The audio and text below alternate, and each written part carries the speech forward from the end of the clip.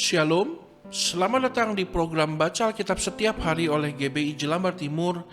Bersama saya Carton, hari ini saya akan membacakan kitab Kisah Para Rasul pasal 14. Di Ikonium pun kedua rasul itu masuk ke rumah ibadat orang Yahudi, lalu mengajar sedemikian rupa sehingga sejumlah besar orang Yahudi dan orang Yunani menjadi percaya.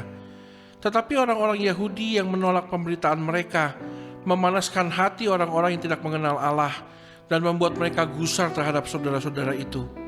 Paulus dan Barnabas tinggal beberapa waktu lamanya di situ. Mereka mengajar dengan berani karena mereka percaya kepada Tuhan. Dan Tuhan menguatkan berita tentang kasih karunia-Nya dengan mengaruniakan kepada mereka kuasa untuk mengadakan tanda-tanda dan mujizat-mujizat. Tetapi orang banyak di kota itu terbelah menjadi dua. Ada yang memihak kepada orang Yahudi, ada pula yang memihak kepada kedua rasul itu. Maka mulailah orang-orang yang tidak mengenal Allah dan orang-orang Yahudi bersama-sama dengan pemimpin-pemimpin mereka menimbulkan suatu gerakan untuk menyiksa dan melempari kedua rasul itu dengan batu. Setelah rasul-rasul itu mengetahuinya, menyingkirlah mereka ke kota-kota di Likaonia, yaitu Listra dan Derbe dan daerah sekitarnya. Di situ mereka memberitakan Injil. Di Listra ada seorang yang duduk saja, karena lemah kakinya dan lumpuh sejak ia dilahirkan dan belum pernah dapat berjalan. Ia duduk mendengarkan ketika Paulus berbicara, dan Paulus menatap dia dan melihat bahwa ia beriman dan dapat disembuhkan. Lalu kata Paulus dengan suara nyaring, "Berdirilah tegak di atas kakimu." Dan orang itu melonjak berdiri, lalu berjalan kian kemari. Ketika orang banyak melihat apa yang telah diperbuat Paulus, mereka itu berseru-seru dalam bahasa Likaonia, "Dewa-dewa telah turun ke tengah-tengah kita dalam rupa manusia." Barnabas mereka sebut Zeus, dan Paulus mereka sebut Hermes, karena ia yang berbicara. Maka datanglah imam dewa Zeus yang kuilnya terletak di luar kota, membawa lembu-lembu jantan dan karangan-karangan bunga ke pintu gerbang kota untuk mempersembahkan korban bersama-sama dengan orang banyak kepada rasul-rasul itu.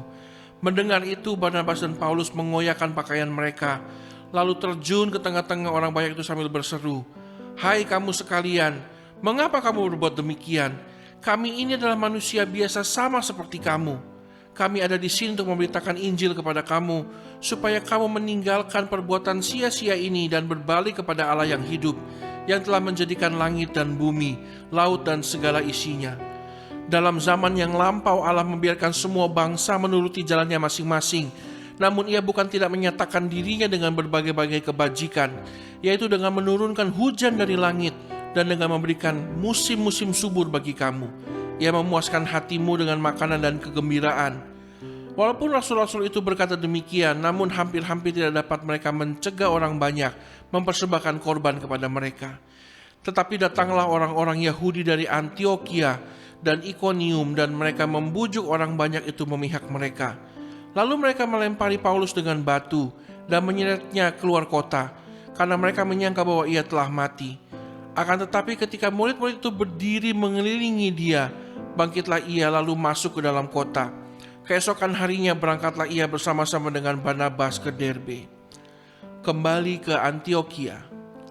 Paulus dan Barnabas memberitakan Injil di kota itu dan memperoleh banyak murid.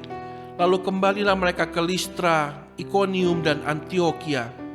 Di tempat itu mereka menguatkan hati murid-murid itu dan menasihati mereka supaya mereka bertekun di dalam iman dan mengatakan bahwa untuk masuk ke dalam kerajaan Allah kita harus mengalami banyak sengsara. Di tiap-tiap jemaat, rasul-rasul itu menetapkan penatua-penatua bagi jemaat itu, dan setelah berdoa dan berpuasa, mereka menyerahkan penatua-penatua itu kepada Tuhan, yang adalah sumber kepercayaan mereka. Mereka menjelajah seluruh Pisidia dan tiba di Pamfilia.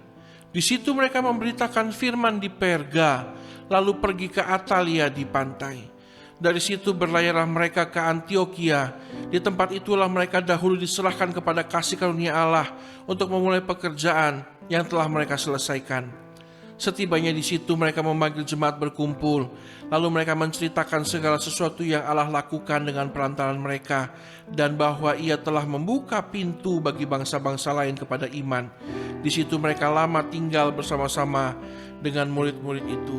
Ya Tuhan, sekalipun kami Engkau bawa kepada kondisi yang tidak menyenangkan, kepada banyak hal yang tidak baik, tetap kami mau katakan Engkau yang terbaik buat kami. Dalam nama Tuhan Yesus kami berdoa, haleluya, amin.